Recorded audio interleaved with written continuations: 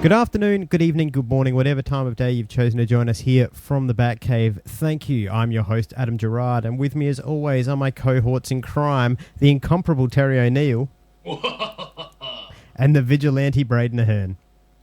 Greetings. And this week we will be talking mainly about Arrow, but before we get into that, I thought I'd share a little bit of a tidbit that I found out this week with you fellas and get your thoughts on it. I'm always happy to share your tidbits. Most people are, they're supple. Supple. Yeah, well, I spent this week, grooming my beard and solving world peace, the things I normally spend my time doing. And in between that, I was reading about crazed dictators, as you often do for a bit of light weekly reading. And I was reading about Stalin, and his name actually translates to Man of Steel. So my question then only became, what the fuck did they think they were watching in Russia when the last Superman film came out? I'm pretty sure that's what the Black Sabbath song Iron Man refers to. So, yeah, don't have to put a dampener on that. What?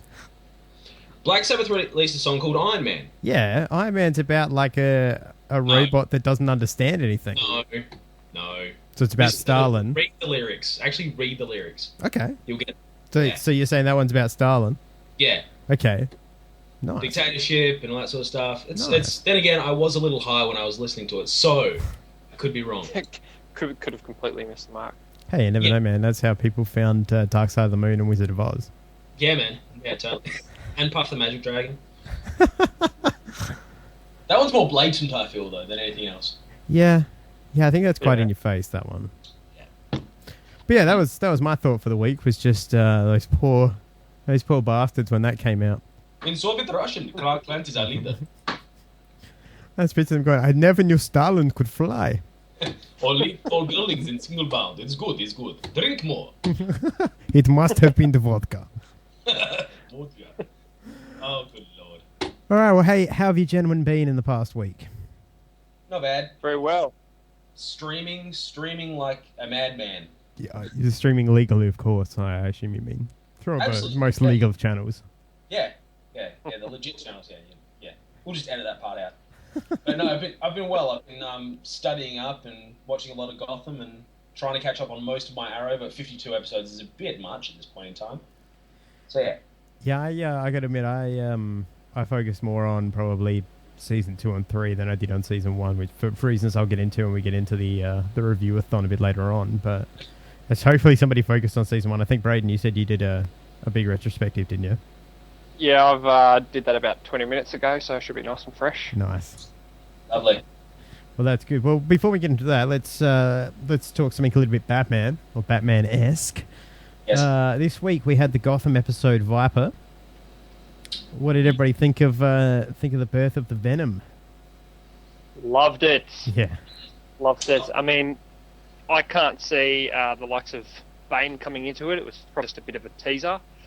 Yeah, I can't see it for a while. I can see it around season 4, season 5 maybe. Yeah, maybe. I mean, No, just loved it. They're always putting in all those little things to give those big nerds a bit of a tease. Yeah. So it's great. I thought it was absolutely phenomenal. Every part of that was phenomenal. It's basically Gotham as a whole for me. I'm just blown away every episode how good it is, and just the teasers are fantastic. Was this week's the episode where Harvey and Gordon were having hot dogs for lunch when Selena slid down that car? Or was that last week? Yeah. I watched that. I was like, that was Catwoman as fuck. Yeah. That was awesome. Yeah. This show just keeps getting me closer to the mustachioed Gordon that I want to see. I have heard a rumor that at the end of the season we may actually get a slight glimpse of Batman, like a slight flash into the future. Really? Yeah, right. Yeah, that's what they've hinted at, that because it's only been signed for one season. It'll get more than one because it's rating like a juggernaut and it's fucking amazingly written. But they have hinted that at the end of this season you'll get kind of this, whatever it is, some moment where we'll see Batman. Yeah. Well, really, every episode, every time you see, the young Bruce Wayne, yeah, you can see every single episode how he becomes Batman. You can tell, episode just gone, he's doing all this detective work and whatnot, and then also you've got Alfred's influence on him, and I really like that too. He's a bit rough and whatnot, and in this episode, he's actually sat down and started helping him doing the detective that's what I work really and liked stuff was that Alfred's finally realised that Bruce does respect him and listen to him, but if he wants to get through to him, he has to help him. Yeah. You know, I kind of compare it to just jump ahead a little bit. I kind of compare it to this week's Flash as well, or I should say last week's Flash, where the detective was like, I believe you now about your father because we've seen some fucked up shit, so I'll help you out. It was that similar thing I felt here with Alpha, where it's like, wow, this kid, this like 13-year-old kid or 11-year-old kid or whatever he's meant to be, just outthought the entire police department. Why wouldn't I listen to him? Yeah, that's it. So, but yeah, I did like very cool episode, and I like the foreshadowing. I like the Penguin's slowly getting more and more power, and you can feel that the eventual time is going to come where he's going to obviously stab. Was it Maroney? Is it Sal Maroney? Yeah. Maroney. Yeah. He's going to beat Sal back for what he did to him. I can't see Oswald Cobblepot taking that shit line down. Yeah, he will, even if it's sort of behind... I mean, it sort of has been at the start, because it was his restaurant that got robbed at the beginning, and he took all the money, so he's already he planned the robbery, so... Yeah, he'll probably do the same sort of thing maybe a few more times and establish a foothold, I guess, before he decides to come out and do it in the open. Definitely. But yeah, as I say, this series, every episode it just seems to get a little bit stronger, so... The quality in the writing's there, and they're picking the right bad guys so far. I like the fact they haven't just thrown in the Joker immediately, or even Professor Pig or somebody like that. They're slowly working their way from the ground up with it. Yeah. So yeah, but yeah. I like the way it's heading. I think the other arc that seems to be going really well is this this whole Jim Gordon and I guess what I see Harvey. is the Jim Gordon Harvey relationship. What I see is Jim's influence on Harvey, because as much as Harvey is now like, I'm eating, I don't want to do jack shit. Whenever Jim runs off, he's always there having his partner's back, and I like that because it's showing that Jim has this kind of influence over people, and I think that's ultimately what he needs if we are leading towards him becoming commissioner. I mean, shit, he's what is he at the moment? Detective, so he's still got lieutenant and stuff like that up ahead of him, doesn't he? So yeah, I think so. I'm not too sure how the rankings I can't remember work. how the rankings work. Maybe it'll be one ranking per season or something. Yeah. Or I can honestly see them also doing a thing where, say, at the end of this season, let's say we get, it's 20-something episodes. We've still got quite a few more to go. But let's say we get to the end of the season and Penguin kills Fish Mooney and whatever else, right? I'm looking forward to that episode. Yeah. I reckon you could then almost skip a few... Like, I don't know whether they're going to be chronological or if they're actually going to skip a few years in between. I could see them doing that. Yeah. Yeah, maybe. You go from, say, the end of this season, Jim Gordon does something magical, then you skip ahead 2 years, and now he's Lieutenant Gordon running major crimes. Or Captain Gordon or whatever. That'd be fantastic. Yeah. And then it also explains why you can get closer to the day where you get Batman, because the one thing I don't want from this show... I understand why Batman isn't in it yet. That's great. But I don't want this to be like Smallville, where it's just fucking 10 seasons of teasing my balls to not give it to me. Yep. If it gets to season 5 and I haven't seen Batman, or I haven't seen this kid, mask up in black and just punt somebody in the balls, I'm going to be pissed off. Honestly, I probably don't really want to see Batman in this. Yeah? Yeah, I don't know. I like how it's everything else that revolves around it. It's all about the villains and I guess Batman's support and whatnot, and you can sort of see how he becomes to be. But we know how he gets. Oh yeah, I'm not denying that. We know the short story of it, but this is sort of, I don't know. I'm really liking where it is at the moment. So I can see, and that's without Batman. I can see where you're coming from. I guess it's that thing of it is called Gotham because it's more about why the city needed Batman as opposed to why Batman's there. So yeah, I can see that. But at the same time, I still wouldn't mind it if they did an Arrow style thing where they occasionally gave me a little bit of a Batman. Yeah. Where you had one episode, even if it's just one episode where you have this future Batman doing something. It's like, wow, this relates back to something. Then we flash back to what would be our current timeline where everything is happening, and you get kind of the story explaining there, and even just a wrap up scene with Batman. That would be awesome. Yeah. Something like that, you know. I don't need him to be in every episode running around, turning it into fucking Adam West, sauntering in commissioner style of stuff. Yeah. I mean, I'm kind of in both camps. I'd like to see Batman fully formed, probably by 2 seasons till the end, sort of thing.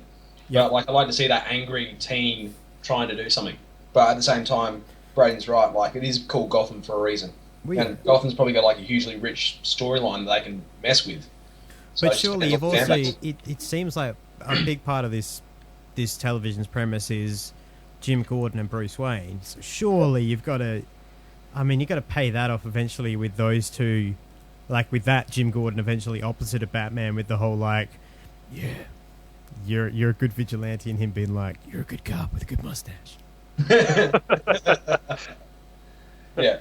So yeah. All right, moving on from Batman. Have both of you gentlemen seen this week's big Marvel release with the Avengers 2 trailer? I have, and I was quite impressed by it. Yeah, I took 10 minutes. I needed 10 minutes to calm down. I had like a cool glass of water, a warm shower. I was good. I was very excited by it. Looks very cool. Yes. Yes. I love the image that stuck out in my The image that stuck out in my mind was Iron Man's hand melting. That looked very cool. Or what I assume is maybe a War Machine. I don't know, but I assume it's Iron Man's hand melting. That was very cool. Well, for me, it was the Hulkbuster armor. Yep. Bruce Wayne in the straitjacket was pretty good too. Hey? Bruce Wayne in the straitjacket, like I said to you on Facebook, was the only other bit that stood out. But back to your Hulkbuster. Yeah, the Hulkbuster armor. It sort of reminds me of. Have you guys seen Planet Hulk? Mm-hmm. Years ago. Yeah, so I don't know. He's there and he's fighting against Hulk, and I know that there has been rumors about a Planet Hulk movie. They've been shut down, but Tony Stark and the Avengers send away Hulk into outer space and whatnot because he's a danger. So I don't know. That just makes me think. That makes more sense once they've introduced Doctor Strange, because Doctor Strange is the one who comes up with the capsule to contain the Hulk. Right. It's him. Like the meeting is like Namor, Doctor Strange, Professor Xavier. Like it's all the big brains and the big powerful people of the world coming together and being like, yeah, this dude's a danger. We've got to get him out of here. It was basically the only way that I think the Marvel writers could think up, being like, we want to have the Civil War, but you can't have it with Hulk because whichever team has Hulk is going to win. So if that Hulk get the Hulk the fuck out of here, and then now all the shit's coming apart, and then they finally fix up all the pieces of Civil War, and then back comes Bruce with the body of the Hulk with the brain of Banner, then basically come back to be like, you fuckers sent me away, and now I'm going to kill everybody here. Yeah. So if they're leading towards that in the films, I'm down. Yeah. Yeah, that'd be alright. Because Avengers versus Hulk would make sense. Anyway. I actually saw a thing the other day. They're looking at casting Joaquin Phoenix as Doctor Strange. I've heard a few different names. Have you? I've heard a few, yeah. I heard Joaquin, I heard... I'll look up a list. There were like 6 or 7 different people. I think I heard Matthew McConaughey at one point, which I was kind of like, the cheekbones are there. Yeah, that's about it. I mean, I liked Matthew McConaughey in True Detective, but no. He doesn't seem like a comic book kind of guy. You're trying to say that the more people get older, the more... Jared Leto was another one I heard, or Justin Theroux. Ooh. Johnny Depp names? No. I wouldn't want Johnny Depp. Nah. I'm all out of Johnny Depp. I'm done. John Hamm apparently is in contention. Sorry, who was that? John Hamm from Mad Men. Ah, ooh. So... Cool. We'll see. I've heard rumours as well that it's quite possible Black Panther is in the new Avengers film as well. Yeah, I think I've heard that as well. Trying to remember where I heard that. I can't remember. It's something to do with because he has minds or something, doesn't he? Yeah.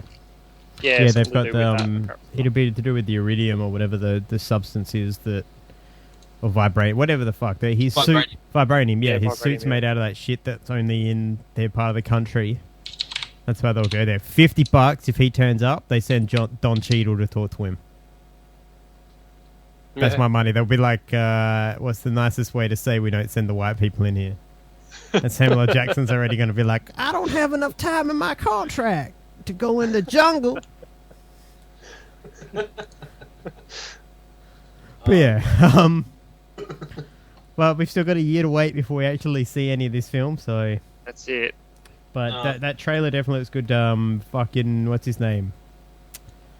It's the guy, James Spader. James Spader's voice is eerie as his Ultron OMAC, whatever you want to call it. Oh, is that who's playing him? Yeah. Oh, I didn't realise and the No Strings on Me from Pinocchio was pretty frightening as well. That's he does a bad guy very well, James Spader. Yeah, I kind of get the feeling that's life imitating art. Like, I get the feeling James Spader is just a little bit kind of like that in real life, like a little bit sleazy in a good way, in like a charming, sleazy way. Well, I saw Secretary, so yeah, he's a little bit sleazy. I watched Boston Legal, man, where it's just like, is James Spader acting or... Because William Shatner wasn't acting. They was just like, instead of saying William Shatner, just say Donnie Crane. Yeah. And he was like, okay, I can... do that. Danny Crane. So, yeah, all right, moving on from Marvel, let's get into the meat and the two veg. Let's jump balls deep into this and talk about Arrow seasons 1 and 2. Now, which of you two has watched Arrow? I guess, Braden, you watched it, the retrospective most recently, so do you want to kick us off? Season 1, I guess we saw Arrow starting out as a vigilante. I guess the things that I liked about season 1 was it was very dark and very realistic compared to season 2. You know, he wasn't afraid to kill anybody. You didn't see anybody coming out with superpowers or anything like that. They were the big things that I really liked about it. Then we had characters come up, like, you know, Roy Harper come up, the Huntress, Deadshot, Bronze Tiger, the Count. Fuck, that was a good episode. What's that? Deadshot. I love me the Deadshot episodes. Oh, that was so nice. Was the first one the one where or is it the second one where he comes back and Diggle's like, I need to kill this dude? Yeah. That episode was probably one of my favourite episodes. That and the one where he was forced... Is that the same episode he's forced to team with Deadshot? That was a great episode just because, like, for me, Diggle for the first half of this season was just as annoying as fuck. He was the most background character I've ever seen. Yeah. And he really has become actually one of the stronger ones, in my opinion. Yeah. Which is kind of cool. I've read somewhere that they've actually included him in the... Because he was created for the TV show. They've included him in one of the comics now. Yeah, Felicity Smoke as well. Also in the comics now. Kind of the same way that Harley Quinn was made up by the animated series, and they loved her so much they put her in the comics. Yep. There's a question I have for you. Felicity Smoke, she has a kid in the comic books. There was a reference. I was watching some comic book YouTube video, and I blanked out for a second, but I caught the fact that what is it? It's only in the new episodes we've brought up. We're not bringing up the new episodes yet, are we? Or we're still digging into? We'll get to season 3 a bit later on. But keep going. Because you, like Adam's the man of canon knowledge. It's actually something I'm sort of aching to ask. That's all, but I can wait if that's necessary. Well, you can ask it now if you want. Okay. The character Felicity Smoke, was she created specifically for the TV show, or is she emerging of a couple of different characters from the comic books into the TV show? As far as I know, I'll double check to be sure right now, but as far as I know, well, no, she has been around for a while. I take that back. I thought she was initially made for the comic, not for the comic, for the TV series. Yes. But no, she has been around since May 1984. She's been around. She's been in business management, mainly in software firms. Okay. And she seems to have a lot of interaction with Firestorm, which might be interesting come later episodes of Flash. Flash, yeah. Okay, cool. Because there was a question that does relate to the new series. Yep. May I delve into that now? Yeah, sure. Okay, so Brendan Roth's popped up. The Atom. I don't know what character. It's not listed here. I don't have him on the Ray Palmer. He plays the Atom. Right. Yeah. That was actually what got brought up. Someone actually pointed out that apparently Felicity Smoke shacks up with a scientist, and their son becomes the Atom. called Ray Palmer, or has there been multiple Atoms? As far as I know, yeah, there's only been one Atom. So yeah, that Ray Raymond Palmer has been the only Atom. I would say there might have been something in the past to do with them having a kid, and maybe they do have a relationship together. That's probably plausible, considering that we've just gone through the storyline of Oliver saying, I can't be with you and blah blah blah. I can't do that. I'm not built that way no more, woman. Whereas Ray Palmer, the Atom's a very different kind of superhero, so I could see him being able to have a relationship. Yeah, be able to have a relationship, because unlike the Arrow, who's out there every night kind of killing it, the Atom is, shrinking down to atom size and not dying. So fair enough. All right. Do apologise for the segue. No, that's all right. I mean, look, it was a good foreshadowing of things to come. So yeah, all right. Well, let's jump into start off with the first few episodes. So Arrow begins with as all of these fucking superhero shows or comics, everything to do with some louse who's all loving life and dicking around and just throwing his balls in the air until he's on a boat with his dad, and his dad's all like, "Oh, son, running off with the sister, yeah." But he lets him go anyway, because apparently he's one of the coolest dads on the planet. If that had been my dad, he'd have been like, "We need to have a fucking talk, son. What is wrong with you?" I would have just got belted one. So what are you doing? You're burning the candle at both ends, son. You need to watch yourself. You check yourself before you wreck yourself, son. But anyway, he goes on the boat, and they're all, having fun. And next thing you know, Sarah's flushed out to sea. Can I just point out there that Sarah in the first few episodes that different was flushed Sarah out to sea is a different Sarah. Yeah. Different actress? They're completely different actress. She didn't even have blonde hair. Yeah, I noticed that too. She's a brunette. She's got about the same colour hair as Laurel in the first episode. It's kind of funny. Yeah, I don't think Budgeting was tight, man. Budgeting was tight. I don't think they planned season 2 that far ahead. But yeah, so no, she's flushed out to sea, and then Oliver ends up on a lifeboat with his dad, and his dad's all like, "There's not enough food and water, so I'm going to horribly traumatize you by blowing my head off."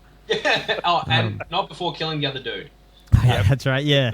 And then giving him a book and being like, "I'm going to kill myself now. Go back and fix up my shit. No pressure. It's a book. Don't make me die for nothing." Yeah. And then he just interpreted that as, "I've got to kill these people." Yeah. So anyway, Oliver, I've got to kill them. The other thing I did enjoy, I guess, before we get into how Oliver ended up there, it starts off with the bearded up Oliver Queen, who's like I said last week, whose beard apparently grows overnight. Running around in his tattered clothes, firing off his makeshift arrows and lighting fires and coming back and whatever. And shaving his beard down to the length that he's got used to for apparently the 16 years he was on the island, apart from the last 5 minutes when it grew. Shaves his head off. The first thing you're going to do is shave your head, obviously. So he comes back and starts becoming the Arrow and all that. The thing I really liked, and the nice foreshadowing I liked, was in the very first episode, one of the first things you see is Slade's double eye mask with an arrow through the eye. That was so... And I saw that because I knew the mask when I saw it. I was like, "Oh, here we go." And that was like, how fucking long did it take for them to get to that? Oh, no. I think at least that was, before Slade was introduced at all? Yeah. Yeah, it was half a season. Yeah, exactly. But the thing is, a character that big, you want to ramp up to that. I mean, definitely. I love that character. So I was happy to wait.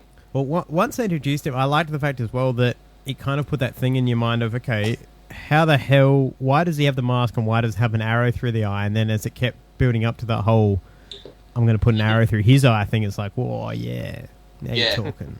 Yeah, that was a bit rough. But yeah, so anyway, so the first few episodes basically deal with the whole Oliver coming back and finding out that Tommy's now with his girlfriend, which makes him upset, and that all the shit's falling apart, and that his mother's married the business manager of the company, and Detective Lance wants to kill him, and all this sort of shit. And he's come back from all of that and obviously tried to work out what he's going to do with his life, and decides that, he's going to fulfill this destiny his father gave him and hunt down these people who have disgraced his city. Yeah. Which is easier said than done, because he ends up with a bodyguard named Diggle, who's a former SAS, isn't he?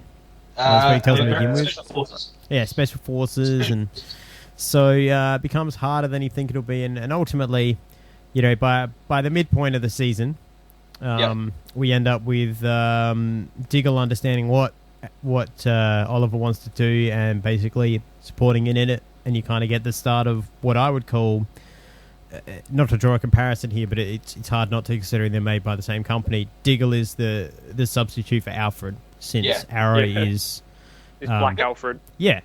But I guess you brought it out. Blaufred. You brought up a good point earlier, Braden, in that what made the first season. I initially really loved the first season, then got into the second season. I've actually found the first season really hard to go back and watch. But one of the things I really do like about, just because for me it's quite slow, which is obvious because it's the first chapter and it's ramping you up. But for me, it was just very slow for the first half. But I really like the fact that we're getting this journey of course, if you've been that fucked up for that long, and basically it looks like Oliver was trained to be a killer somehow, and the stuff we're getting into now, of course you're going to come back and your answer is going to be to kill. And you know, I like that because it's realistically how anger works, as opposed to say the Batman one I understand because his parents died, he's not prepared to kill. But the Arrow one makes more sense than that whole I'll put an arrow through somebody. The only thing that doesn't make sense to me is that he does end up being the hero, but the whole police just being like, we'll just drop all these charges. It's like he still murdered fucking 30 people. They can't prove it because it may not be the same hooded vigilante firing green arrows.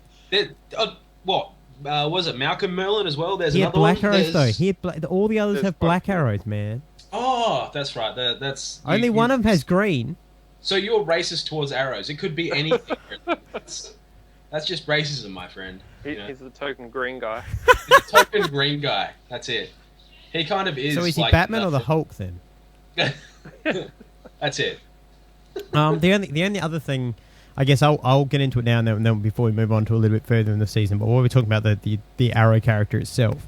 Yes. In the comic books, Green Arrow is, and I use this term in the dictionary definition, not the Australian parliamentary term. Green Arrow is the most liberal character in the DC universe, to the point where there are multiple comics where they'll put Hawkman and Green Arrow in a room together because it's just hilarious to watch them argue because one is conservative and one's liberal. Whereas this Oliver isn't there's comics where he's got gay friends that he's just kind of, the same way you are with gay friends, making jokes with them and enjoying them, not caring that they're gay. He's, they've done comics where they nowadays talk about legalizing pot and how he doesn't care about same-sex marriage and equality of women's live and all that sort of shit. Yeah. No, I don't mean that in a bad way. He's just very obviously in your face about it. Yeah. This Oliver isn't, and that's the only thing I'm hoping they are eventually going to lead towards this being the Green Arrow who is so good at what he does that he almost is a smartass. Yeah, you can already sort of tell he's becoming a smartass. Yeah, it feels like he's sort of leaning towards that. I hope so because as much as I like the intensity, there's something to be said for funny Green Arrow where he's self-aware. I love Green Arrow comics where he's self-aware that he uses trick arrows and punching glove arrows and stuff, and just bags himself out for it. I like that. So you want a little bit of Deadpool in your Green Arrow, is that what you're saying? I do. I want a little bit of Deadpool. Alright. Maybe not breaking the fourth wall as much, but I want a little bit of Deadpool. Yeah, no, the fourth wall has to remain somewhat intact. Yeah. But maybe if it's the fourth wall is a little bit of cling film, so it's got a little bit of give in it. Exactly. Yeah. Alright, be right back. I'm getting girlfriend aggro. Okay. Alright, while he's gone, you and I can continue our conversation. Okay. So that's the first, I guess, half of it seems to just deal with Oliver coming back and being quite upset about the fact that Laurel is now with Tommy and whether or not he should feel good about it, and confused about his mother getting remarried and his sister not wanting to talk to him and all that sort of shit. Just everybody sort of moving on. Yeah, exactly. 5 years. And I don't think it's even until episode 5 or 6 is it that he meets Felicity. Yeah. You know what I mean? And then well, once we meet Felicity, that's where things, I guess, pick up that little bit more. Because at least you've got. I really love the excuses he gives her when he tries to get her to do things. Yeah, when he hands her the laptop and asks for info off it. And it's just why is it? I'll spill coffee on it. Why is there bullet holes in it? Just shit like that. I love that. Yeah, that's I guess that's the Oliver Queen I'm talking about in the comics that you do get where he will bring things where he does do weird shit like that. Where he like there's one comic I've read where he wants to freak his enemies out by making them think that he's dead, so he dresses up like in this huge hobo beard and long wig and like goes out without shoes and uses plastic milk jugs instead of like his boxing glove arrows and shit, just because he's trying to fuck with somebody's head. That's the kind of arrow that I want to see. All right, I'm back. Welcome back. We were just talking about the introduction of Felicity Smoke. Ah, yes. And so then we end up with the realization around, I guess, episode 8, 9 that perhaps things in Starling City aren't quite what they seem. Mm-hmm. And that's when we start realizing there's something going on between Malcolm and Nora. Is it Nora? Is that her name? Moira. Moira, that's it. Moira, Oliver's mother. We start realizing that there's something going on there. And then as you said, we start getting around episode 8. We start getting the actual introduction of other heroes. In the case of Helena turning up as Huntress. Yep. Overall, I'm just flicking through these episodes and having a quick look. With the exception of kind of Vertigo, who the new Count Vertigo came back in this season. It was one of those seasons where it just seems like the first season was just simply to set up the fact that he came back broken and then realised he can't be a killer anymore. Yeah, it was almost there we have to kill Tommy. The Undertaking as well, don't forget. Yeah, that's true. The whole thing with the Undertaking. Yep. And I guess having his main sort of arch enemy for that season being Malcolm Merlin. Yep. Yep. Who was a great villain. He was, and he sort of revealing his secret to Tommy. Yeah. Yep. Tommy that was freak out. Yep. So there was a few episodes there where he sort of, I guess, decided he didn't trust him and whatnot, and ended up, I guess, dying, and they were sort of on bad terms, really, when he died. Yeah. Yeah, the end of that season 1 was it's pretty heavy duty with Tommy dying, I think, because I knew they said they were going to kill a character. I didn't see a bit Tommy. I thought they were going to kill Moira in season 1. Okay. But the fact that or Walter, those were my two bets were Walter or Walter went missing for a while. Yeah. Locked him up. But even then, wasn't that was Moira that? Oh, we don't find Moira that Moira knew of it. It was Malcolm who locked him up because he was getting on the. Because I think he got a copy of the book. Yeah, that's with right. the names and all that, and was getting a bit. Yeah, that was nosy. The clock, wasn't it? The Big Ben clock, wasn't it? That he found. Yeah. Yeah. That's right. And then basically we get to the end of the season where the final episode is Malcolm Merlin hanging Oliver Queen up in the chains and leaving him to die, and Oliver obviously getting out. It's the double season ending where we get, fire the missiles at the airliner, or the missiles fire, we can't get the missiles to fire, bullshit. And then we came back to the modern world, and that's when Moira went on the air and basically said that the Undertaking was real and exposed everybody. And then Oliver looks like he's going to kill Merlin, but for the first time he chooses not to kill somebody, doesn't he? Believe so. I'm right. You mean in the last episode? Yeah, in the last episode. Or does he try to kill him? He stabbed the arrow through himself and through Merlin. That's right. That's right. And then Laurel gets out and Tommy is killed under the debris, and that's how season 1 ends.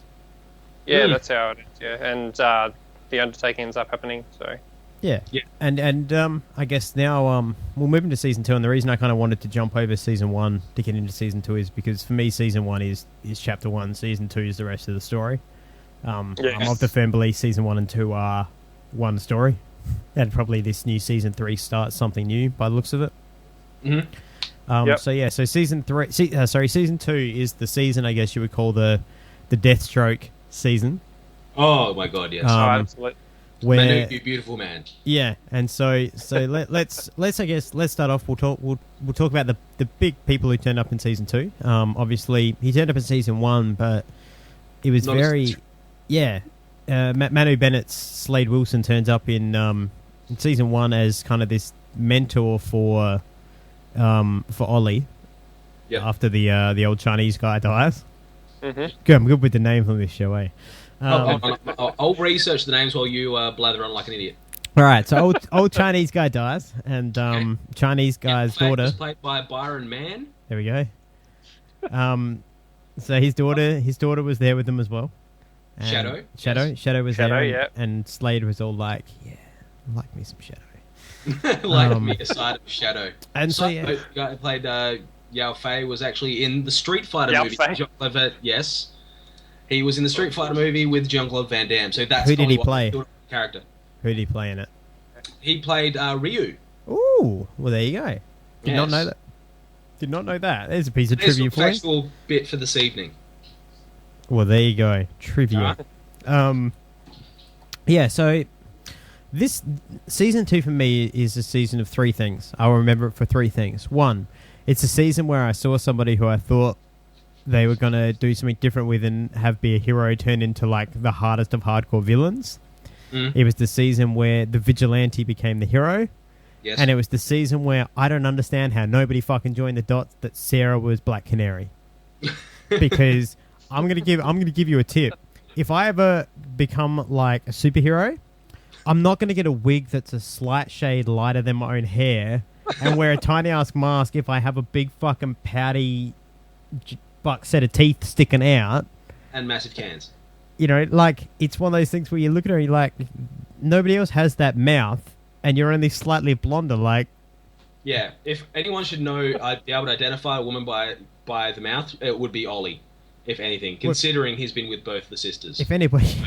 anybody else, there's a lot of mental responsibility for that man right there. I can tell that chick's face just by looking at it. How's her dad, a detective, a good detective at that, or just like, I've never seen that face before. She's got a... cleft chin. And Laurel in that episode when Huntress comes back. Yeah.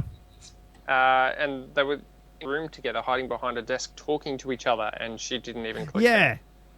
Yeah, without even a voice mod. Like, I understand Arrows. He's in Shadow. He's got a voice modulation. You can understand that people might not join the dots on that, but you've got the exact same haircut. It's just a shade lighter. You've got a black mask. You've got the same voice. Yep. You've got, as Braden's wife put it, a donut chin. A donut chin, yep. And you've got, like, lips that just that don't meet in any way. What, like, I'm just saying, that's not like joining the dots. I didn't actually realise she even wore a wig until I seen her take it off. Yeah. See? Actually, that is actually a very good point, actually. I think the wig held the mask on. That was maybe. Like, it's like a one-piece mantle cow thing. Legit costuming. I think the wig holds the mask on. But actually, possibly. But yeah, I rejoiced a little bit when Sarah died because I did not like that character.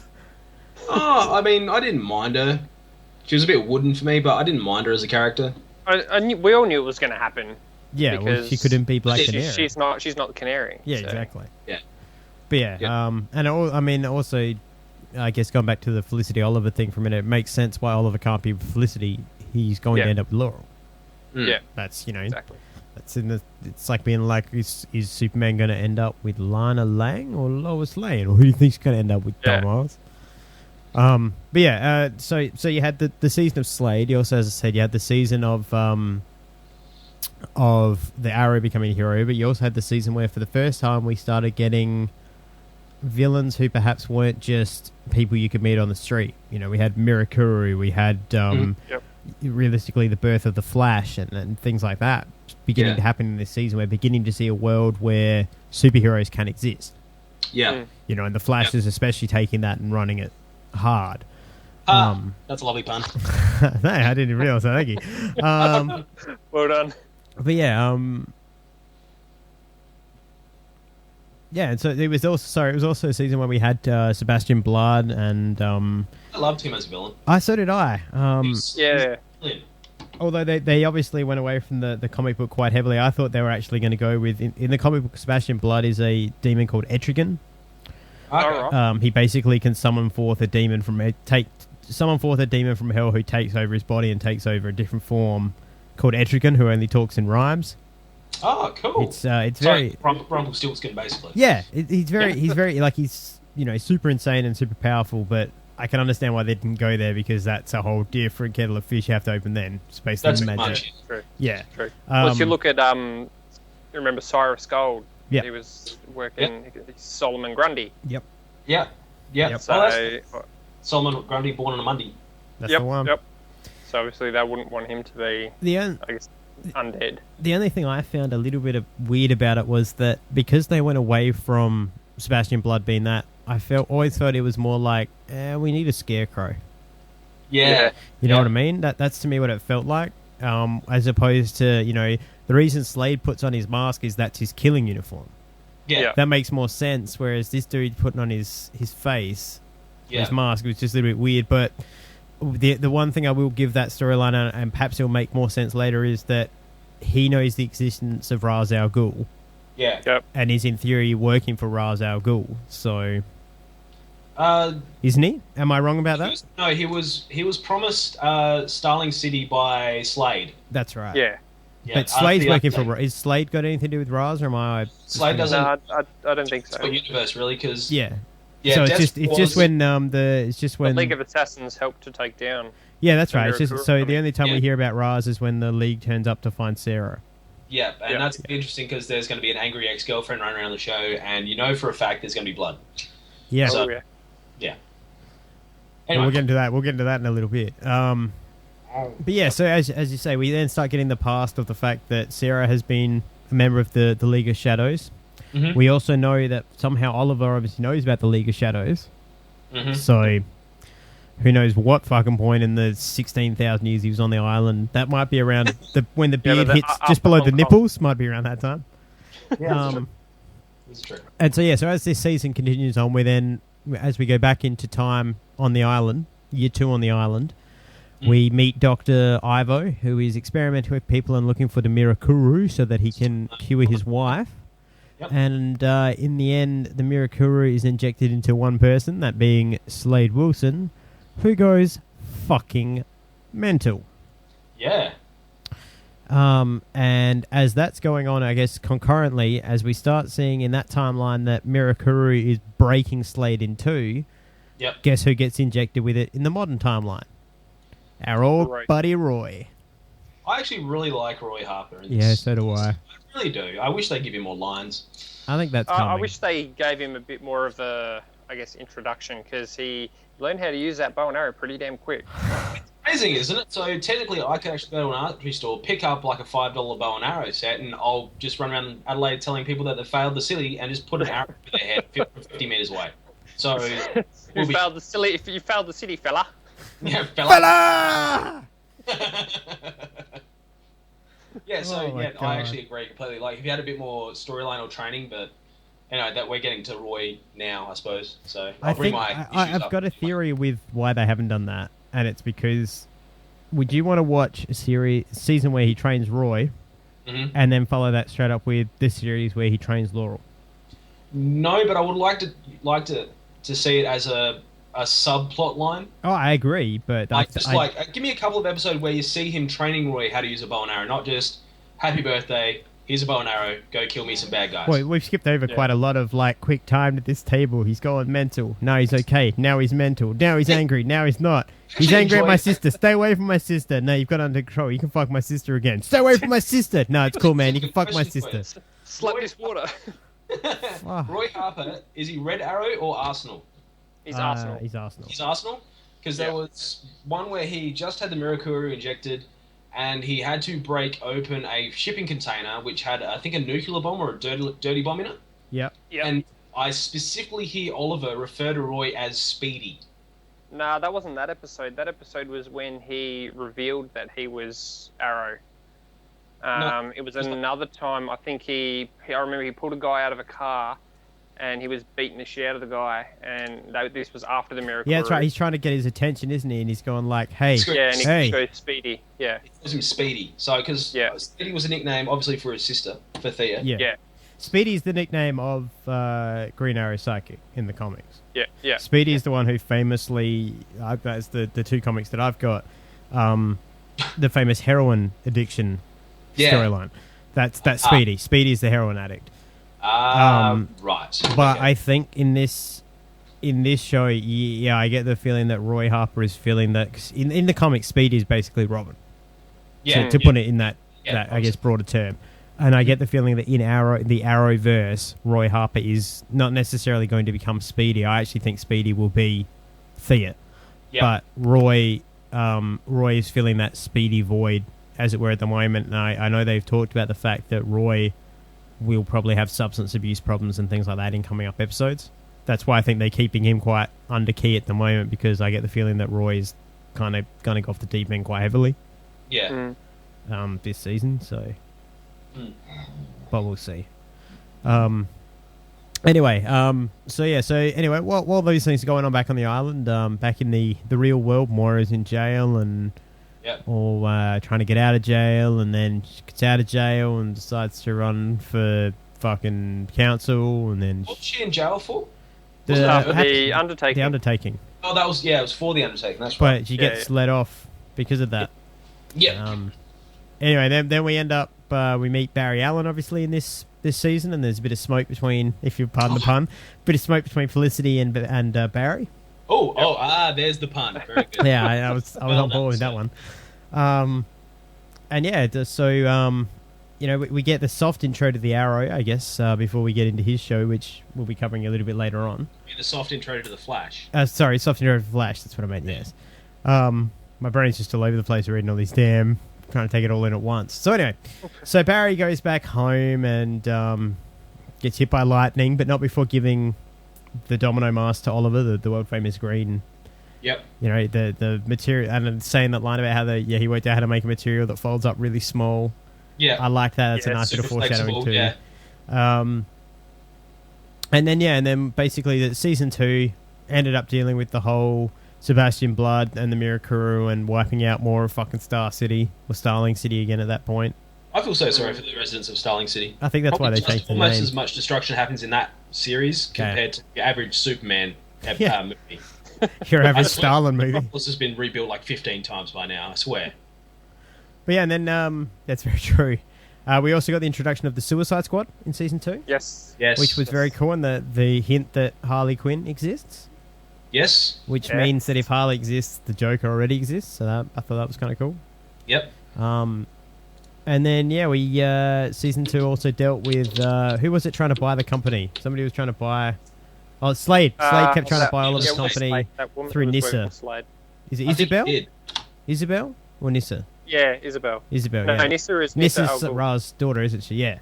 That's right. Oh, that's right. The Terminator chick. That's right. Yeah. What's her name? I'm looking for it now.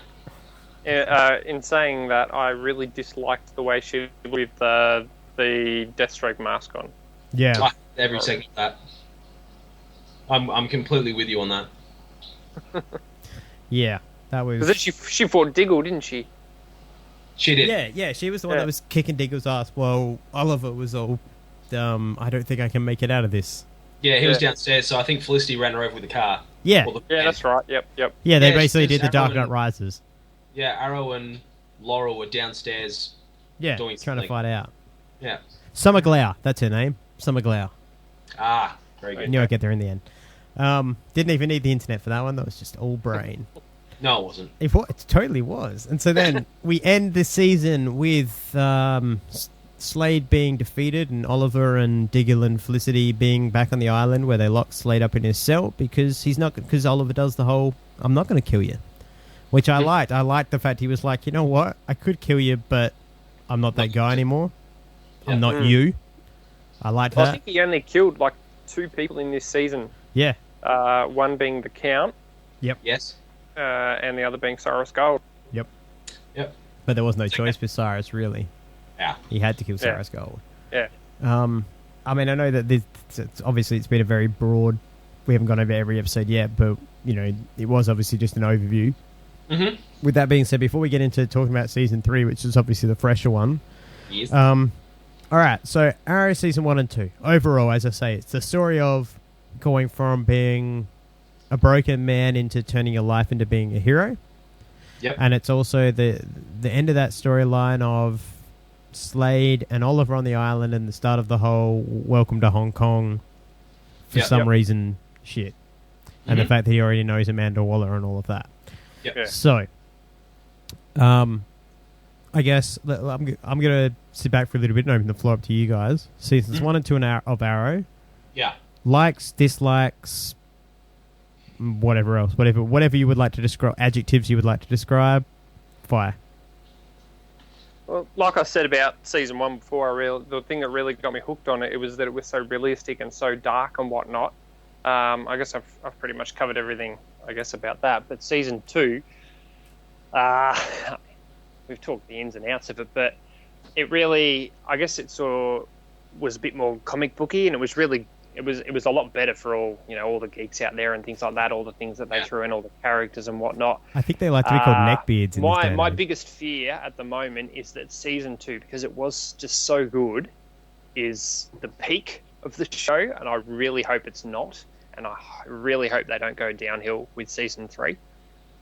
So far I'm not disappointed or anything like that. It's still early days, but season 2, I loved the shit out of it. It was fantastic. I mean, for me, I can't really think of many flaws of season 1 or 2. There's probably like little nitpicky parts I could, but like Sarah and her chin. If you have issues with chins, you should probably go see someone and speak to them about that. There are professionals out there that can help you with that. But look, there's nothing I really hated about it. I mean, if I sat down with Adam and watched season 1 and 2, he'd probably point out everything that was wrong. So for me, that's probably a good thing I didn't watch it with someone like Adam. I didn't really do that. I left this alone pretty heavily. Like if I watched it with you, you having such knowledge of canon lore, like a background, you go, you'll probably voice it to me, and I'll go, oh, great, now I don't like that. I don't get as pissed off with it in Arrow, because I'm like, it's cool, as long as you don't fuck up the big storylines, I'm okay with Arrow, and I'm okay with this reinterpretation. Yeah. However, in Gotham, if they start fucking with shit, that's when you'll be hearing me on the couch being all like, that's not the Penguin I knew! Growing up, this is bullshit! No, honestly, like, because I remember seeing the ads for this 2 years ago. I'm like, oh, good, someone's trying to cash in on comic books, and I saw Stephen Amell, and I just instantly did not like him at all. I looked at him, and there he is with his shirt off doing his, what's the workout he constantly does? The salmon ladder. Yeah, the salmon ladder. Constantly doing that. I'm like, oh, good, it's just like another one-season comic book thing. I actually sat down and watched it, and I'm with you, Bray, on the first season, how raw it is, how real it is. It can get surprisingly real. And then how it evolved into that slightly playful but not in a kind way in second season, where they introduced the Flash. Like, I had a massive grin on my face when Barry Allen popped up. I'm like, oh my god, cool, it's all done. I had a massive grin on my face, and then Sebastian Blood, Deathstroke I was hanging for. The only thing I didn't really like about Deathstroke was the costume. It was the kill suit. I didn't really like that all that much. But really? Why? It just seemed really bulky. It was basically he's wearing hockey pads and NFL pads. For me, yes, I get the whole he needs to be armored thing, but at the same time, it just seemed a little too bulky. But he doesn't. I get your point there, actually, because with Mirakuru, I mean, that suit makes sense before he gets Mirakuru, because, he needs to be protectable. When you've basically got the ability to reflect everything. Yeah, and regenerate like Wolverine. You're absolutely... You could go out butt naked with like a nut cup and a mask. You're good to go. That's your Saturday night plan. You know, like, but other than that, I mean... Season 4 of Arrow, Slade returns. Nut cup and mask. Honestly, it was just a really enjoyable series to watch, and I have no regrets, like, spending hours watching it. So it's probably one of my favourite TV series I've ever seen. Simple. Yeah, I'll give you that. I'm making that call, and I'm comparing it to SG-1, like the original cast with MacGyver. So that's the league I'm actually putting in. So yeah, I'm enjoying it thoroughly. Big company there. That's huge company. Like, if you're in the company of MacGyver, yeah, well, we're good. You're good. You've got my money for the rest of my life. All right, well, that, I guess, wraps up Season 2. I'll talk about Season 2 for now. I'm sure we'll come back into it in a minute. But let's before we get into Season 3, let's just jump into The Flash a little bit and talk about what we've seen in Season 1 of The Flash so far. Okay, I'm running behind on The Flash, so okay. Be gentle. Where are you up to? I've started watching episode 2, and then something crashed on my computer and I couldn't watch it. Okay. So I'm so far behind. What are those, like 5 or 6 episodes now? He gets 5. 5. Yeah, I think it's 5. Oh, all right. Well, you know what? You guys can talk about that. I'm going to vacate the area so I don't get too many spoilers, because that's also one of the TV shows I'm actually starting to get really hooked on. Okay, no worries. So I'm going to AFK for about 5-10. Yep, no worries. Cool. Have fun. All right. So, Flash. I have to admit, I didn't think I'd like the show as much as I do. Yeah, I was a bit worried about it too, because, like I said, the thing that I really liked about Arrow, especially in the beginning, is that it was so realistic. You know, there was no powers and whatnot, and then all of a sudden there's this guy who can run super fast. Yeah. I was worried too. They were going to try to clone. I was a bit worried that they were going to sort of destroy that image, but yeah, no, they haven't so far. I'm quite interested in sort of where it's going. You know, with all the metahumans and things like that, and all the foreshadowing of things like Firestorm and. Yeah, Firestorm definitely, especially after the last episode. Yeah, like when the doors closed and there was the Firestorm logo, I was like, I just worked out what I just saw. That's going to be awesome. And then I went and read online that Victor Garber I didn't actually notice the Firestorm logo. Yeah, the door. You know the door that he gets locked behind? Yeah. Yeah, it's it's the Firestorm logo. Oh. Yeah. But the thing that did go, because I knew he was Firestorm, because that's Robbie Amell, Stephen Amell's brother. Yeah. And I knew he was cast as one of the guys playing Firestorm, but there's got to be a second guy. Yeah, well, Firestorm is in the comics is basically a blend of just a dude and a scientist, and the scientist is always in the only person that can hear the scientist is Firestorm. He's just in his head. Yep. And they've cast Victor Garber, the dude who was the dad on Alias. Ah, yes, that's right. I remember seeing that. He's the scientist who'll be in Firestorm's head, but I like the fact that whilst Arrow is still kind of staying realistic, Flash is allowing itself to open up into this insane world where there are these villains and there are these metahumans and these heroes. I liked as well. What I was very afraid of was that they were going to go the Arrow route of, well, we need 2 timelines.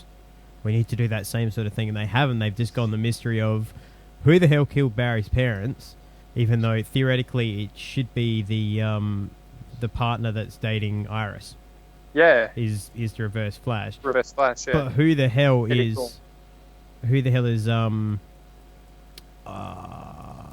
what's the dude that played Ed? The Doctor. Yeah. The main professor guy. Yeah, I forget his name now. Me too. Anyway, people know what we're talking about. Wheelchair dude. The wheelchair dude. Wheelchair, not cripple. You know, what's his story? Because I thought he was is it not Randall? What's the name? There's a guy. Is it Randall? Well, something Savage, I think his name is. Vandal Savage. Is like a dude who's been immortal. He's an immortal guy. I thought that's who it was, particularly when he said, "I've been waiting for this day for centuries" or something. All right. But it doesn't make sense with all the future tech that turned up at the end. So it's got to be somebody from the future. I almost partially wondered if it wasn't Booster Gold to start with until I realised I don't think Booster would kill somebody. Yeah. I don't know. He knows something. He knows the future. He has to know. He knows Flash is Flash. Yeah, and he was watching the accident. Yeah, well, he seems like he made the Flash. Yeah, well, was he watching the accident or was he just watching footage of it, now come to think of it? I don't know. No, he was watching it live. Watching it live? He was watching the live stream as it happened. Oh, yeah, that's right, he was. Yeah, it was, because he was ignoring everything else they were saying because all he wanted to do was watch Barry get hit. Yeah. So, I don't know, that even makes me think that maybe he was... Because I know that there was a few different Reverse Flashes. Yeah. But I don't know... The dude that the guy that's dating Iris. Yeah, Eddie Thawne. Eddie Thawne, considering that his whole comic book persona is making the Flash's life as miserable as possible, I could see one of 2 things being either Eddie can run so fast he can go back in time.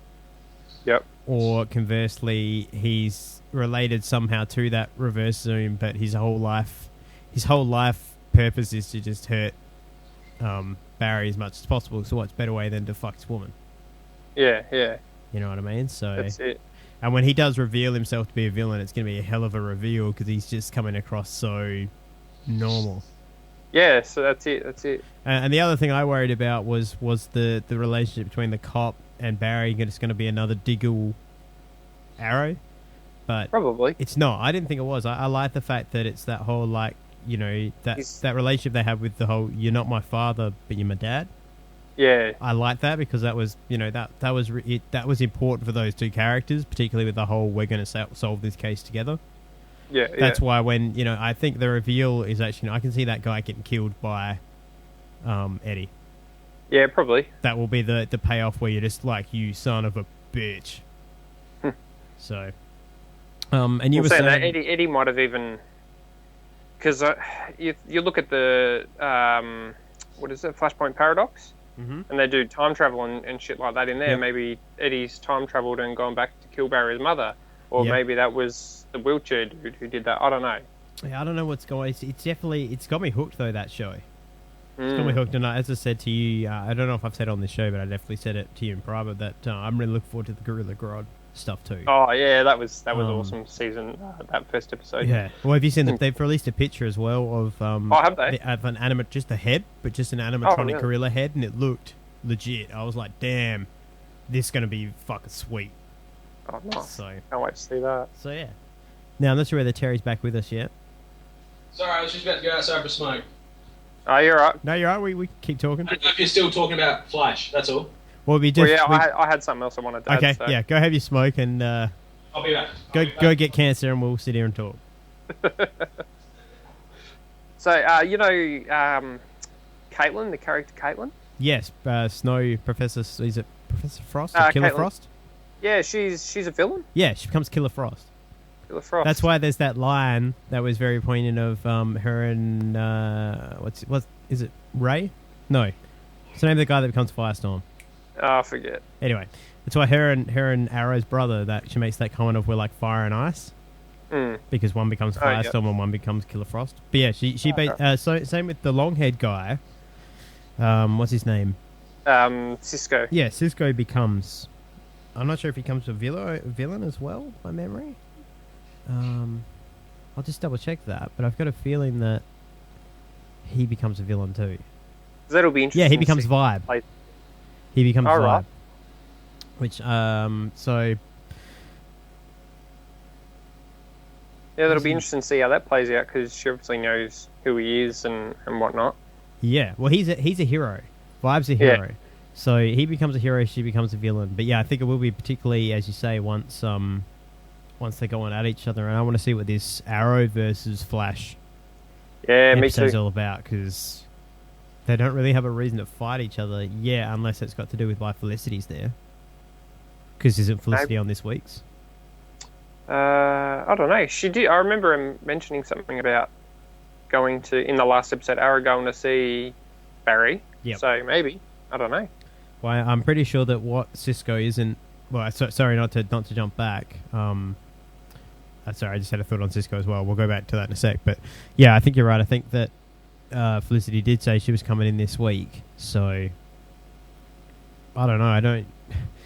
The crossover, it seems like it's building, but they also seem like they're in two very different universes, which I don't know if I like or I don't like. You know what I mean? Like, they almost, in some ways, don't make sense to cross over at this point. Yeah, at this point, you can't sort of see any reason as to why they would. I mean... Yeah, exactly. They're doing two completely different things. They're not sort of fighting for the same goal. They've got different enemies. One's looking at the League of Assassins are going to be coming and they're going to be hunting down a killer, and the other's trying to solve a murder that's 20-something years old or whatever it was. And yeah, exactly. Picking up metahumans, so I don't know. I don't know what's going to happen with that. It's going to be interesting. That's for sure. And just to give you some info on the whole Vibe Cisco thing, I'm just reading up on the latest introduction, kind of post 52, since it seems like that's what this Flash seems very based around the new 52 world. Yep. It says here that he basically can control sonic waves. He actually can control sonic waves with the power to disrupt the Speed Force, meaning that he can actually take down the Flash or Reverse Flash. Yep. And it says here that in Justice League of America's Vibe number 3, Amanda Wallace says, Cisco Raymond might be one of the most powerful superhumans on the planet. He wields vibrational powers that could, in theory, shake the Earth apart. He is the only person we know of who can find and track interdimensional breaches. he is also undetectable by security cameras. So I can see that Cisco is going to pay off a lot in the future, and I'm guessing that's what he didn't talk about. Because when Caitlin comes back, he's kind of there staring at his hands, and he won't talk about whatever happened once he closed that door. So I think he got hit by something. Unless that's got something to do with the crossover, because you said Amanda Waller knows of him. Obviously, Amanda Waller's in the Arrow sort of universe in this. Yeah, that's true. Maybe he says, well, or maybe she says, this guy's a threat, we need to take him down, and Flash is all like, well, fuck, he's my friend. Yeah, well, maybe. Exactly I don't know. Maybe. That's a theory. I guess that's what we'll see in the coming weeks. But enough Flash talk, because he's back with us now. He's back from his cancer break. I have returned. I did hear the Flashpoint paradox mentioned, and I'm like, ooh, this was a good conversation. Yeah, well, when you've watched Flash and you listen back to the podcast, I did recall. I have watched the second episode with the gentleman who can split himself multiple times. Yes. Yep. Yes. I don't remember who that is specifically, but yeah, it was a nice little bad guy. I can't remember what Cisco names him either. Was it Clone King or something? Something like that. Yeah, he was a disgruntled employee of Star Labs or something like that. Yeah. Yeah, that's right. Yeah. Anyway. All right. Well, we'll leap back into Arrow now, and we'll talk the latest season. It's only just underway. We're what, 5? Yeah, I think 5. Well, not even that. 3 episodes in. Oh, is that it? 3. 3. Yeah. We've had 3 episodes, so maybe for this one we'll go over a bit slower and go episode by episode, I think. So, season 1 we kick off. Slade's been defeated. The Arrows now embraces the hero, and Captain Lance is promoted. Yes. And then the first episode deals with the new Vertigo turning up. Played immaculately, I must say. That was frightening as all fuck. And then making the comment even before... Very Scarecrow-ish, wasn't it? Yeah, and then the whole comment of, there will always be a Vertigo. You kill one, another one pops up. Yeah. First thing that popped into my head was Hail Hydra when he said that. Yeah, me too. The other thing that came up from this episode, I went back and watched it the other day. I know last week we were talking about them renaming the city Star City. Mm-hmm. That's actually Ray Palmer's plan. In that big pitch he puts across, he talks about how he's going to rename the city Star City because Starling City has a bad name. Yeah, people don't want to do business there anymore, and the city's dying. So we're going to rename it. And then we get in the first episode, obviously Oliver takes down Vertigo.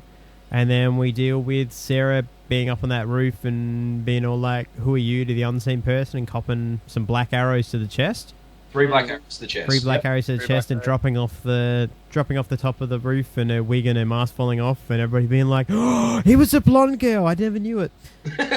And Laurel was screaming and whatnot, and then we flash back to the past where Amanda is basically forcing Oliver to work for her.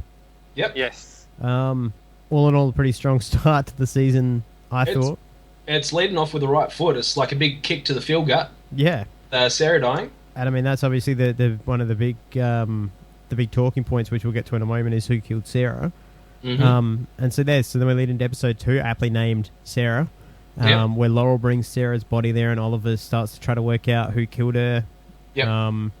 Same episode where what was his name? Simon LaCroix? Was that his name? LaCroix? Simon. The other archer. The archer. The black archer. Yep. Oh, Komodo. Komodo, that's it, yeah. Komodo, yeah. And he was all, he was all like, I didn't kill her. I was drunk in, like I said last week, I was drunk in Bloodhaven. Oh, Bloodhaven, yeah. Yeah, call out to my man Nightwing. Mm-hmm.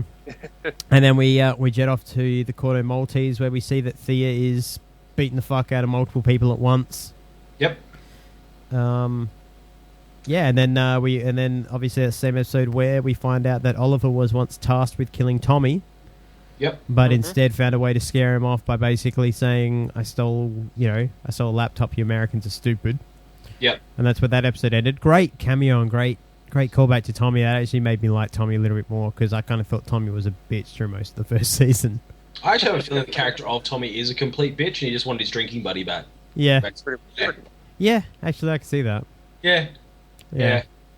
And so, because he was a name compared to Oliver, to be completely honest. Yeah, that's true. Like, in comparison, he is the arsehole of Starling City. He needs Oliver Queen back. Yeah. Yeah, he's kind of a douche, isn't he? Yeah, yeah. In the first seasons, I just did not like either of them. It's just like, oh, really? We're going to lead off with the douchebag character? But yeah, that's fine. But yeah, so then we lead into episode 3 where, because we can't focus on finding anything to lead to Sarah's killer, we're going to go bring Thea back. Yep. And we see that Malcolm turned Thea into a fucking beast by basically beating the shit out of her and pouring scalding water and scalding wax and... wax on it, yeah. God knows whatever else. They're just kicking her in the face multiple times. Yeah, it's a little bit weird. I'm like, this could be on RedTube at this point in time. What's going on here? A bit of family values, but, it's, if that's what she needs to be a badass, teaching her to be a warrior. And then, sure. And then obviously at the same time, Deagle's there to track down somebody who's giving away the Argus database, and it's swerve, double cross, but then obviously they all turn up and beat some skulls in, and Deagle comes back home and he's like, yeah, I'm back home with my wife and my baby. Yep. And that's oh no, sorry, and the only other thing that I can think of that came out of that episode was that's the episode where Laurel tries to get into a fight with a dude who beats up women and gets the shit kicked out of her. And then when Oliver refuses to train her, she's like, alright, I'll go learn from this punching guy how to fight. Yeah, I don't reckon he's going to really play a part in training her at all. There's a bit of a fan theory that I stumbled across. There's a scene, the boxing scene, in, I think it's episode 2. I'm not too sure. There's, for some reason... Roy disarms the bomb. I think it's episode 1. Yeah. Vertigo goes to blow up the arena. Oh, yeah, that's right. They're a boxing match. Right. Now, if you actually look at the... this got pointed out in the video. If you actually look at the two trainers, on the back of their jackets it says Team Wildcat. That refers... That actually refers to a character called Wildcat. Yes. Male character, Wildcat costume.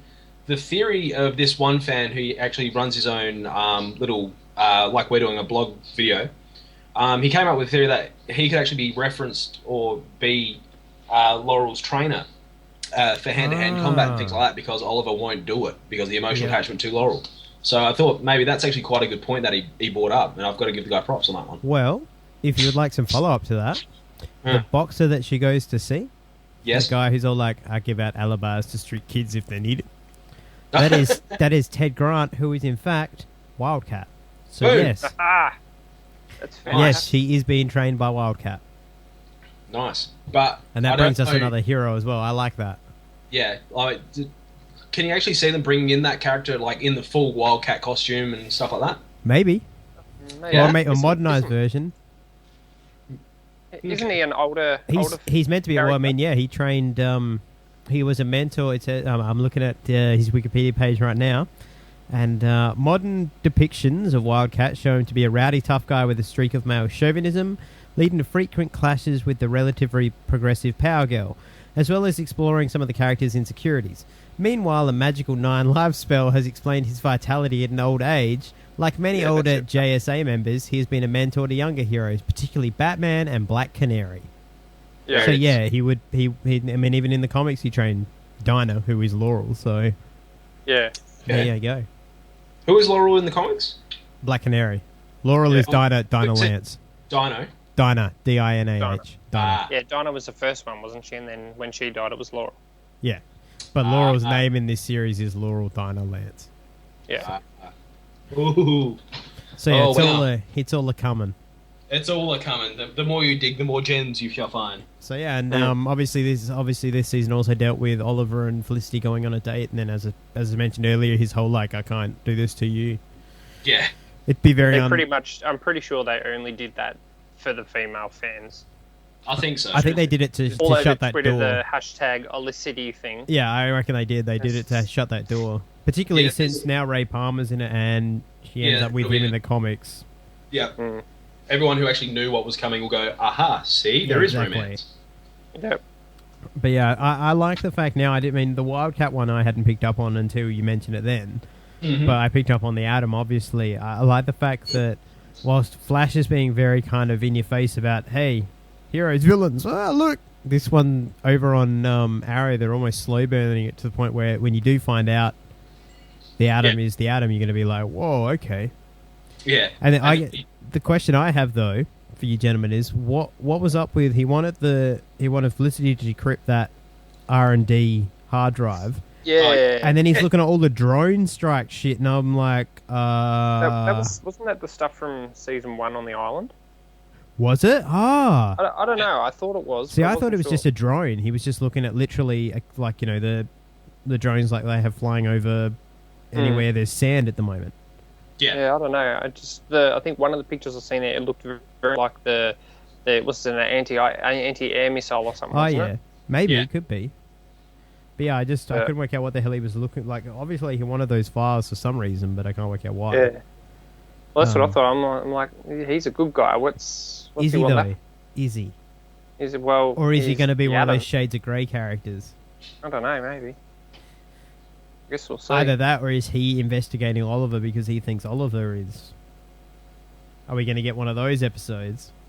I think it's going to be one of those ones where Oliver actually reveals his out of his own free will his identity to Ray because he thinks Ray could be a potential help ally. Yep. From a technological standpoint, how Barry was very much a little bit like giving him the new mask and the new arrowheads to take down Solomon Grundy and the other Mirakuru soldiers. So those arrowheads that Barry gave him was that's true. So kind of like Lucius Fox in the Dark Knight trilogy. Yeah, that's it. Yeah, that's a good point. I hadn't thought of that. The only character to me at the moment is just treading water. I don't understand the point of Captain Lance in this season. Captain Lance is the Jim Gordon, really, isn't he? Yeah, but Jim Gordon kind of somewhat plays a part, I guess, in some Batman things. Well, it feels to me like they squeeze him into every episode. It's like he doesn't need to be here. Yeah, he doesn't. I mean, he's an older actor. He may need a paycheck. He may have made some bad investment choices in younger years. So Honestly, I don't find it insulting that Lance is in there every episode. I really don't. It's just because he seemed to be like he was a chunkier character in the first 2 seasons. Season 1 with a very obvious reason that Ollie pretty much got Sarah killed. Yeah. And season 2 he kind of had to be in there because he was like his little sort of touch with the law sort of thing. Like, I can't do this illegally, you have to do this legally sort of thing. Yeah, I guess I can see that. Now that he's promoted to captain, he may be only in there for maybe a total of 5 minutes an episode, but I mean, I don't mind him being in there. He doesn't, he's just a character that you sort of get attached to a little bit. At what point do you think it will be revealed that he knows? Dead. Who knows how long he'll last? Yeah, he's nearly dead, so, you saw the size of the bruise on him at the end of episode, season 2. So... How long until it's revealed that he knows? Well, he's already said him want to know. Yeah. If Jim Gordon said the same thing, but I mean, fuck. I maintain that Jim Gordon... Jim Gordon is the dumbest human being on the planet, which I don't buy because he's the best cop that fucking city has. There's no way that he can't be like, let me join the dots on this. Wait a minute. Yeah, and it must cost a lot of money to be Batman. Every other fucking villain in Gotham City. What's that? Then you could say the same thing about every fucking villain in Gotham City. That's true. Yeah. I still don't understand how nobody in Gotham is like, it must cost a lot to be Batman. Yeah. That's Bruce. What's going on, Bruce? It's really only one person who could do that. It's one of 3 people. It's Lex Luthor, Bruce Wayne. Yeah. Or Ray Palmer. Or Ray Palmer. There you go. Those are your options, and I'm just going out on a limb here and saying that Lex Luthor as Batman would be the funniest thing ever. So yeah, one of them lives in Gotham City as well. Good point. But the other thing, I still just love the fact it's he can't be Batman. Why? Look at him fucking around over there. Look at him acting like a dickhead. Batman would never do that. See, he's having sex with a woman. He can't be a superhero. I'd like them to do an episode of Arrow like that, where Ollie just has to be a dickhead for the whole episode and just not on the cow. Yeah. Just to throw people off the set, just get wasted for 24 hours. Just him, Captain Lance, Arrow goes wild, drinking a bottle of wine. Maybe that's what the Arrow Flash crossover is. Flash is just trying to minimise the... It's just a night out on the town, the hangover. Well, the hangover part 4, Flash and Arrow. Isn't the crossover this season? Isn't there a crossover coming out called Arrow versus Flash? I believe so. Yes. Yeah, that's the name of the Flash episode. I'll give you the names of the upcoming Arrow episodes. The next one is called The Magician. Yes. Then episode 5 is The Secret Origin of Felicity Smoke. I wonder what's going to happen there. Yeah. Episode 52. Sorry, it's not 50. Episode 6 of this season is Guilty. Episode 7, Draw Back Your Bow. Episode 8, The Brave and the Bold. Which... Oh my god, really? Yep. That's the crossover, isn't it? That's the must be. Yeah, that might be part 2 of the crossover actually. I hope Batman pops up in there and it's voice and the guy Kevin who Conroy. does cartoon. The Climb is episode 9 and Left Behind is episode 10. That's all they've released so far. And I'll just have a look at when the Flash crossover. Yeah, I'm pretty sure episode 8 of both series is the both crossover. crossover episodes. So I don't know if they're going to be both the same episode or they'll be different episodes or what. No, it'll be part 1. It'll be because Arrow comes the day before. Part 1 will be Arrow. Part 2 will be. We've got next episode is now we're talking the Flash. The next episode is called Going Rogue. Yep. Then after that you've got Plastique, which I'm hoping might mean Plastic Man turns up. Yes. I'm with you. Then episode 6, The Flash is Born. Yep. Episode 7, Power Outage, and episode 8, Flash versus Arrow. Nice. So, yeah, I think it's going to be a pretty damn good season overall. This one, for both shows, and if they can keep the, I would love it if I don't know. Did you ever watch Buffy and Angel? Nah. Okay, they used to do a cool thing with that where they would do 2 or 3 crossovers in an episode. A season where, say, you might get a main character might turn up from one show to the other, but then you occasionally get, like, Willow would turn up in Angel for a couple of episodes and so on and so forth. I'd love it if they did that, where we don't always have to have Arrow and the Flash together, but still send people from... Like, I'd love to see Diggle turn up in Arrow. Yeah, something like that, you know what I mean? That would be pretty sweet. Well, if they're talking about... If Felicity shows up in next week's Flash episode, that, I guess, sort of opens up that possibility of it continuing. Yeah, I hope so. But yeah, it's it seems like we're hitting a pretty good time for TV comic books. No, stop. All right, now what I want you to do, Adam, is refrain from calling it a golden age of television and comics. This isn't. Because last time you said golden age of something, the person went out injured for the whole season and it went to shit. Yeah, I can see that happening now. Stephen Amell's going to get injured and we're going to lose the entire season of The Arrow. He's going to appear on Raw and Big Show's going to put him through a table. Done.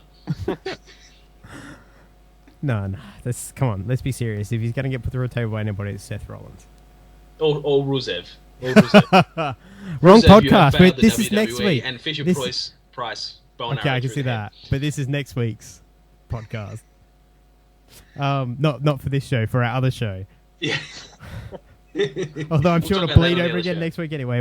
Minute Bane turns up and he's in an actual wrestling mask, that's when we'll be like, well, here it comes. The floodgates open. Yeah. Like that's the podcast that Braden's just not available for. Just straight up, it's not here. Actually, I'm kind of and ahhing about Bane. Like, oh, sorry, that's a Gotham thing. I should have. No. We can go. We'll go back. We'll go. Well, that's the. This sort is of our thing recap area. So I'm sort of scared of, really, because I love the character Bane from the cartoon series and the video game so much. Yep. I'm kind of worried when it translates into like a real world. I mean, using air quotations again, like how they interpret him onto small screen. So I'm just kind of concerned. If you get somebody, 7 foot and jacked to the gills, Batista. Good luck getting Batista now that he's in like fucking Bond and Guardians of the Galaxy, man. You're not. Well, actually, let's be realistic. You can get John Cena more than you get Batista these days. Sorry, he's at hospital seeing sick kids with cancer. No, Batista would sign up for Gotham, surely, because Gotham is actually starting to ramp up as a huge TV show.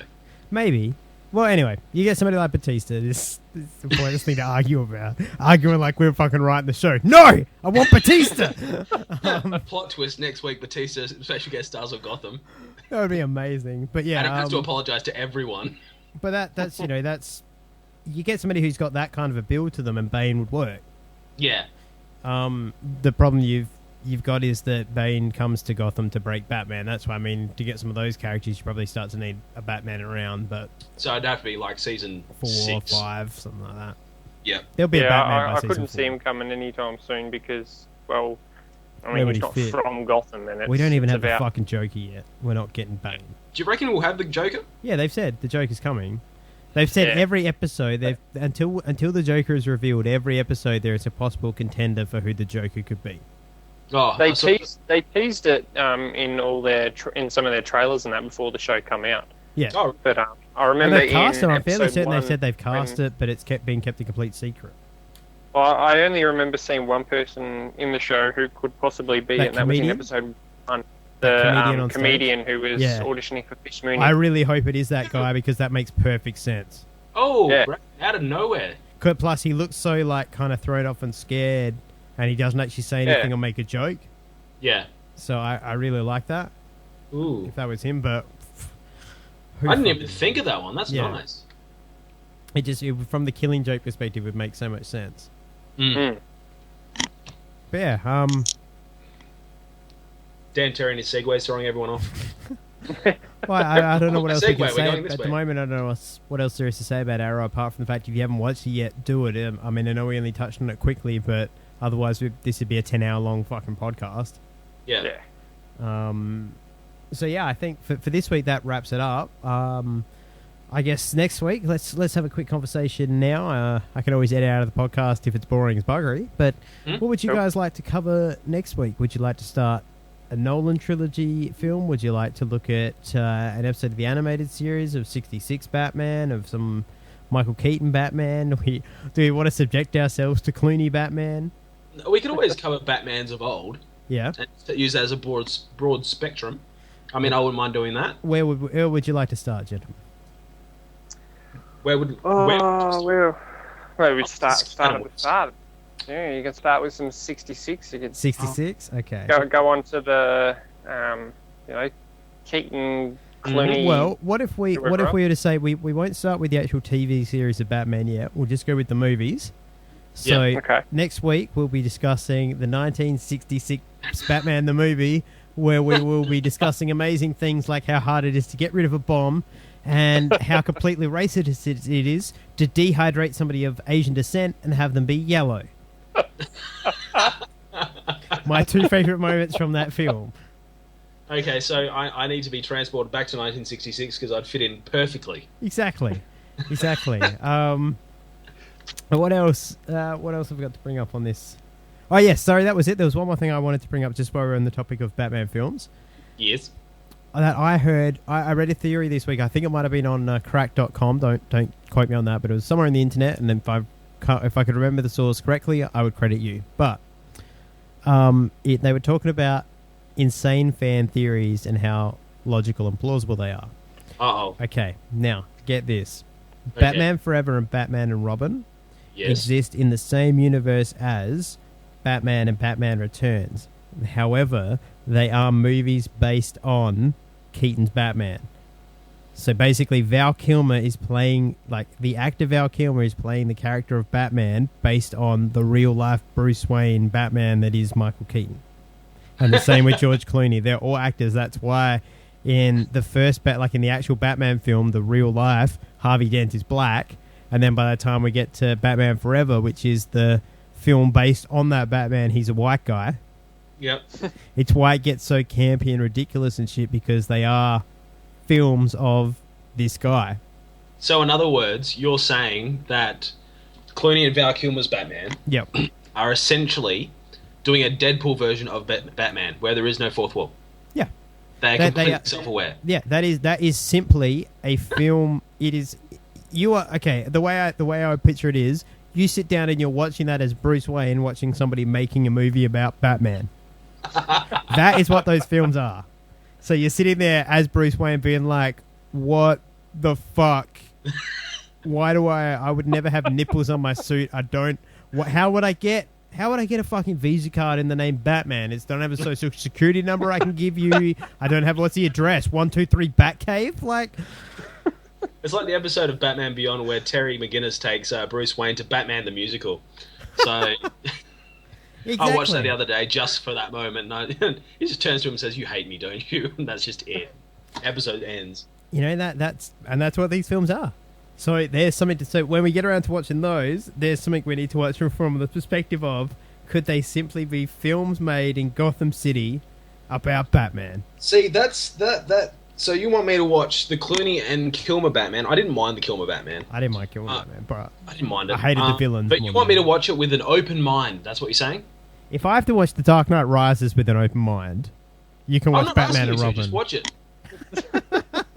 I'm just asking you to watch it from this perspective and then be like, oh my god, I get now why George Clooney is just being George Clooney, because it simply is a George Clooney movie where he's playing Batman in like based on this real life dude. Because think about it, they know nothing about Batman apart from the fact he's just a dude in a suit. They just happened to nail the fact that he was Bruce Wayne, which is probably, if you think about it, in that real world, that would be a joke in the same way that if you released Batman and were like, yeah, real name's Tom Cruise because he's a hero, winkety wink, and people would be like, fuck Tom Cruise. In that Gotham City, they'd be like, Bruce Wayne is Batman. This movie's too much. Look at the nipples. So yeah, that was the theory that I heard. So a little bit more hope to come, a little more hope and a bit of a glimmer of a silver lining there for Batman and Robin for you. Oh, there is no silver lining. There is none. The only thing I enjoyed about the movie is looking at Alicia Silverstone. Looking at, not listening to, looking at. That's about it. You don't like her slight lift? Alfred. That's about it. Hey, Alfred was dope in that movie. He was brilliant. I love that Alfred. I really do. Yeah. It was the same Alfred across all four, wasn't it? Yeah. Yeah. That's what I mean. That's the beauty of it. They hired this guy. They made it documentary style with the real life butler to make you think. Even it's just Inception, man. It's a movie within a movie within a movie. Yeah. It's gonna break out. It's gonna break my brain now when we watch that, because I'm gonna be like, yeah. We've gone an hour and 41 minutes, and you haven't mentioned your degrees. Yeah. I got to give it a rest every now and then. I can't always talk about. I was going to say congratulations. I was going to bring you a nice gluten-filled cake, so that I can kill Adriana with it. No, just get to sit there and eat in front of Adriana, and go, delicious gluten. Yeah, that's pretty much how I roll every day. Just like, look at all this gluten I can have, and I throw it in the air. Gluten as far as the eye can see. She inhales some and falls over dead. It's raining gluten. Hallelujah! It's raining gluten. All right, well, this has just got ridiculous now. So, on that note, join us all next week for 1966 when we discuss the incompetence of Gotham and their inability to solve a skywritten riddle, and how nobody can ever work out the fat guy in the girdle is the same fat guy in the girdle with the same voice. It should be great. But for now, on behalf of myself, Adam Gerard, and my cohorts in crime, the incomparable Terry O'Neill, and the badass Braden Ahern. See ya. We'll see you next time.